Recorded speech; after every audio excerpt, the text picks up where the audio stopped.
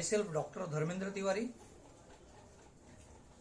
दोस्तों, आज हम जिस टॉपिक पे बात करने वाले हैं वो बहुत ही ज़्यादा महत्वपूर्ण है। आज के इस दौर में हमारी जो लाइफस्टाइल है उससे जो हमारा सिस्टम प्रॉब्लम क्रिएट कर रहा है और खाने पीने की चीज़ें जो हम बिना सोचे समझे खा लेते हैं, कुछ भी खा लेते हैं, कैसे भी खा लेते हैं, पेट को डस्टबिन बना के रखे हैं। आज हम उसी टॉपिक पे बात करने वाले हैं। जी हाँ, आज हम पाइल्स के बारे में बात करेंगे, जिसको बवासीर, अर्श, भगंदर, मूलव्याध इत्यादि नामों से जाना जाता है। तो आगे बढ़ने से पहले हम आपको रिक्वेस्ट करेंगे कि आप हमारे इस चैनल को सब्सक्राइब कर लीजिए और लाइक कर लीजिए। उसके बाद बेल आइकन पे प्रेस कर दीजिएगा ताकि हम जैसे ही कोई दूसरा वीडियो बनाएं आप लोगों को मिल सके। तो आज हम इस टॉपिक को शुरू करने से पहले आपको कुछ चीज़ें बताना चाहते हैं। पाइल्स एक बहुत ही गंभीर समस्या है।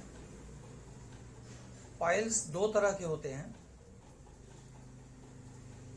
एक्सटर्नल पाइल्स और इंटरनल पाइल्स। जी हाँ, एक्सटर्नल मीन्स बाह्य और इंटरनल मीन्स आंतरिक। मतलब जो बाहर, एक्सटर्नल मीन्स जो बाहर सूजन रहता है, एक गांठ के जैसा सूजन आता है गुदा द्वार के ऊपर, वो कांटे जैसा चुभता रहता है, पेनफुल होता है दोस्तों, बहुत तकलीफ देता है। जिसको पाइल्स है और वो भी खास करके जो एक्सटर्नल पाइल्स है वो बहुत ही तकलीफ देता है। इसमें होता क्या है, पहली बात तो इसके जो कारण है वो जान लेते हैं।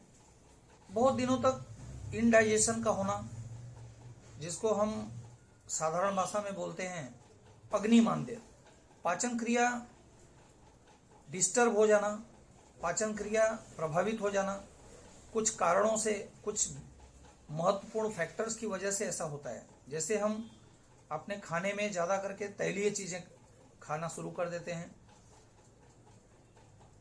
चना मटर, या ऐसे ही गरिष्ठ भोजन के रूप में यूज करते हैं, चना मटर का ज़्यादा सेवन करते हैं, या फिर ऑयली स्पाइसी फूड्स ज़्यादा खाते हैं, पानी कम पीते हैं। हमारा लाइफस्टाइल जो है, हमारा जो दिनचर्या है वो प्रभावित हो जाता है। रात को ज़्यादा देर तक जागते हैं, नींद पूरा नहीं होता है, एंजाइटी रहती है, मीन्स टेंशन बहुत ज़्यादा रहता है, दिमाग पे प्रेशर बहुत रहता है, खाने का टाइम टेबल सही नहीं रहता है, जब भी मन आया खा लिया, जब भी मन आया, ऐसे नहीं होता है। तो आज हम इसके बारे में डिटेल आपसे चर्चा करेंगे। ये जो रोग है दोस्तों, इसके बहुत सारे कारण हैं, बट इसमें मेन कारण ये है indigestion, absolute constipation, recurring constipation, oily and spicy foods, anxiety, lot of pressure on mind. जैसे कि हम आपको बताना चाहते हैं, एब्सोल्यूट कॉन्स्टिपेशन मतलब एकदम से, जैसे मलबद्धता बोलते हैं, हिंदी में उसको बोलते हैं मलबद्धता या कोष्ठबद्धता। जब आपका स्टूल या आपका संडास पास नहीं होता है, उस दौरान जो भी नलिकाएं हैं, जो भी कोशिकाएं हैं, वो डैमेज हो जाती हैं। जब आप बहुत जोर से स्टूल पास करने की कोशिश करते हो, जब आप बहुत ज़्यादा जोर लगाते हो स्टूल पास करने के लिए, तो हमारी जो कोशिकाएं हैं, हमारी जो टिश्यूज़ हैं, हमारी जो नलिकाएं हैं एनल रीजन की, वो डैमेज हो जाती हैं और उसमें ब्लड क्लॉट्स हो जाते हैं। वो ब्लड क्लॉट्स होने की अवस्था को हम ब्लीडिंग पाइल्स या फिशर बोल सकते हैं। इसके बहुत सारे रीज़न हैं जो आज की लाइफस्टाइल है जो आज हमारे लाइफस्टाइल की वजह से बहुत से लोगों को पाइल्स होता है। खास करके आज के डेट में ड्राइवर्स को ये समस्या बहुत ज़्यादा है। ट्रक ड्राइवर्स हो गए, रिक्शा ड्राइवर्स हो गए, कार ड्राइवर्स हो गए, जो बहुत ज़्यादा देर तक गाड़ी ड्राइव करते हैं एक ही सीट पे बैठ करके, तो वो भी एक समस्या है। और सबसे बड़ी समस्या दोस्तों, टाइम से खाना, टाइम से सोना, ये बहुत ज़रूरी हो जाता है। इसमें एक्सटर्नल पाइल्स बहुत ज़्यादा तकलीफ देता है, जिसपे एनल रीजन पे बड़े बड़े गांठें आ जाती हैं, उसमें कांटे जैसे हो जाते हैं।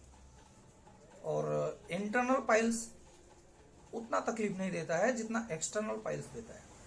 इसमें deep black colour, bleeding, itching, pain in anus region, anus के चारों तरफ, एनस मतलब गुदा द्वार, गुदा द्वार के चारों तरफ बाह्य जो स्किन है, चर्म है, या फिर बोल सकते हैं बाह्य भाग या external region of anal, anus, वहां पे जाकर के तकलीफ बढ़ जाती है। जब ये बाहर मांस के रूप में आ जाता है या गांठ के रूप में बाहर आ जाता है, वहां पे इसको ट्रीट करना थोड़ा सा डिफिकल्ट हो जाता है। तो इसमें फिस्टुला और फिशर, ये दोनों बहुत ही खतरनाक हो जाते हैं। अगर वहां तक आप का केस अगर फॉरवर्ड हो चुका है तो फिर उसको ऑपरेशन करना पड़ता है, जो कि आयुर्वेद में क्षार सूत्र की विधि से करते हैं। क्षार सूत्र विधि से ऑपरेशन इसका सफल होता है, बशर्ते कि कुछ परहेज किया जाए।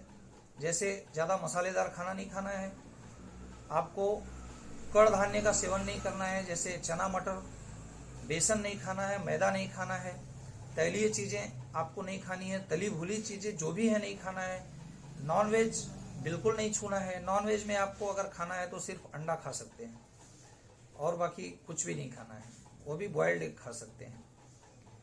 सीड्स बाथ, जिसमें 5-6 लीटर हल्का गर्म पानी करके उसमें कुछ देर तक बैठना पड़ता है, जिसको सीड्स बाथ बोलते हैं। उससे क्या होता है, उससे जो कोशिकाएं होती हैं वो नरम हो जाती हैं, तो स्टूल आराम से पास हो जाता है।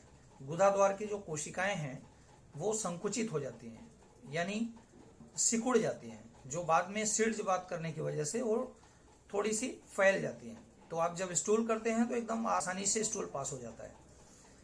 इसमें टेस्ट कुछ होते हैं जिससे कि हम आसानी से पता लगा सकते हैं, जिसको एनोस्कोपी बोलते हैं, रेक्टोस्कोपी बोलते हैं।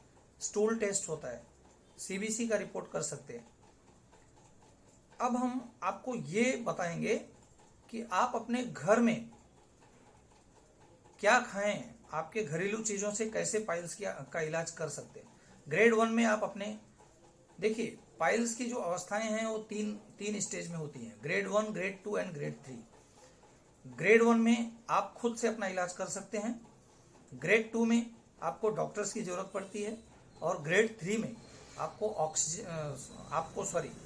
सिर्फ आपको ऑपरेशन की जरूरत पड़ता है। ग्रेड 3 का जो सिस्टम है वो विदाउट ऑपरेशन नहीं हो पाएगा, उसके लिए ऑपरेशन में जाना ही पड़ेगा।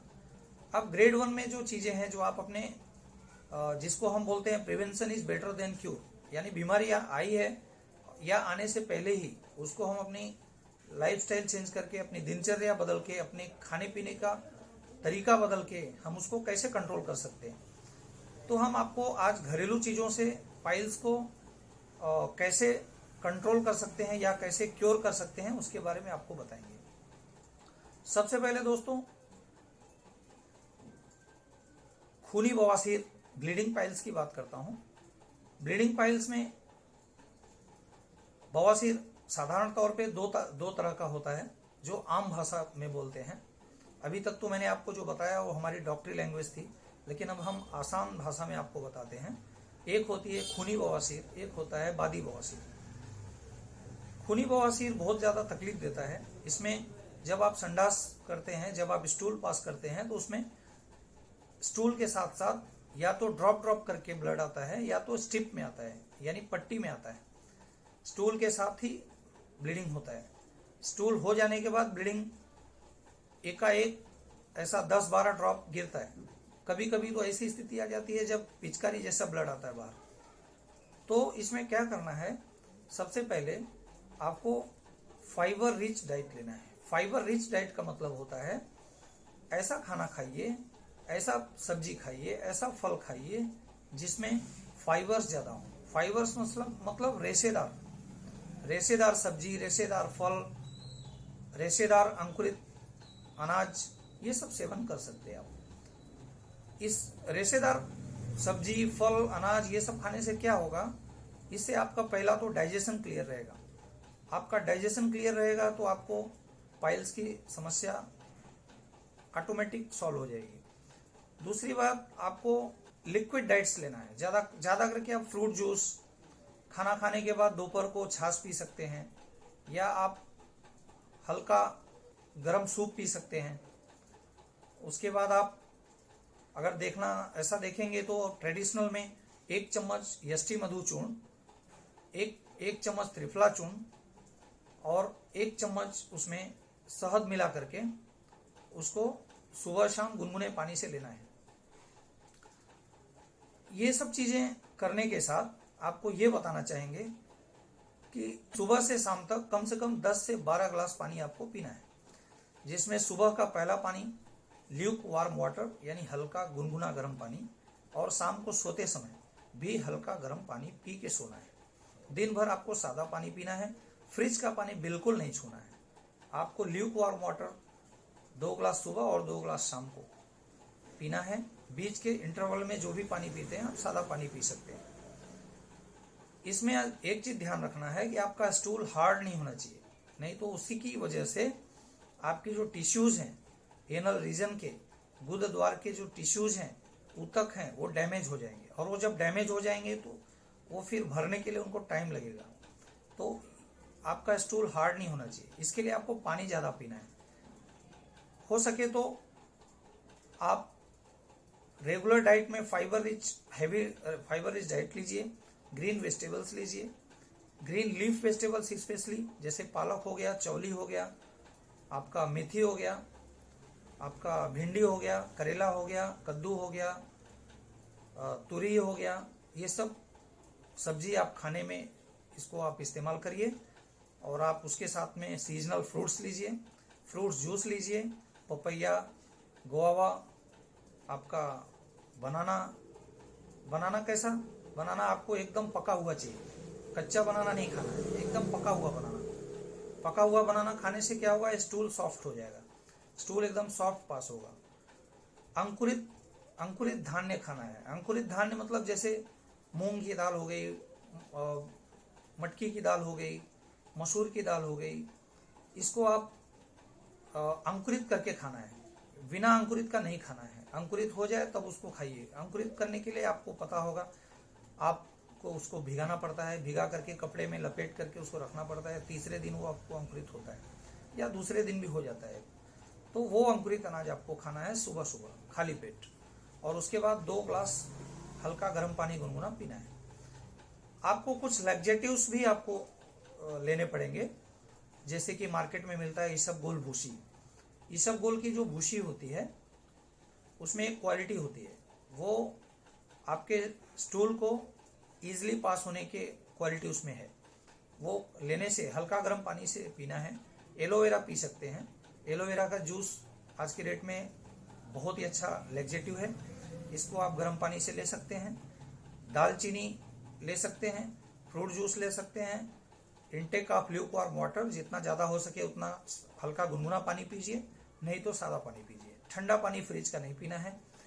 इसमें आपको परहेज क्या क्या करना है, आपको पाइल्स के रोगियों को, बवासीर या अर्श के रोगियों को परहेज सबसे बड़ा एक मैटर करता है। सबसे बड़ा एक ये मैदा, बेसन, तैली चीज़ें जो लपेट के बनती हैं, जैसे भी आपका वड़ा पाव हो गया, समोसा हो गया, भजिया हो गया, ये मैदा और बेसन से जो भी चीज़ें तैयार होती हैं, जो उसमें मिक्सचर में बनाते हैं या फिर उसको ऑयल में ये करते हैं, वो सब चीज़ें मत खाइए। और जितना हो सके आप नॉन वेज से दूर रहिए। नॉन वेज में सिर्फ आप अंडा खा सकते हैं और कुछ भी नहीं खाना है। स्नैक्स नहीं खाना है आपको, बिस्किट्स मैदे वाला नहीं खाना है आपको, डेयरी प्रोडक्ट्स नहीं लेना है। डेयरी प्रोडक्ट्स में सिर्फ आप कर्ड ले सकते हैं, दही खा सकते हैं और छाछ पी सकते हैं। बाकी पनीर का सेवन आपको नहीं करना है, अल्कोहल का सेवन बिल्कुल नहीं करना है, और तेल में तली हुई चीज, नमकीन चीज बिल्कुल छूना भी नहीं है। आप इन सब चीजों को अगर अपने खाने में आप अगर परहेज करते हैं, इनको आप अवॉइड करते हैं, तो यकीन मानिए आपको 50 to 60% आपकी जो समस्या है खुद ब खुद सॉल्व हो जाएगी। और उसके बाद अगर फिर भी कुछ आपको तकलीफ होता है तो फिर आप मेरे इस नंबर पे मुझे कांटेक्ट कर सकते हैं। मैं हमेशा आप लोगों के लिए, आप लोगों का हेल्प करने के लिए इस चैनल पे कुछ न कुछ वीडियो मैसेज भेजता रहता हूं, जिसको आप, अगर आप नए हैं तो हमारे चैनल को सब्सक्राइब करना ना भूलिए और लाइक कर दीजिए प्लीज़। उसके बाद बेल आइकन पे प्रेस करके हमारे इस चैनल को आप ज़्यादा से ज़्यादा लोगों को शेयर करिए। धन्यवाद।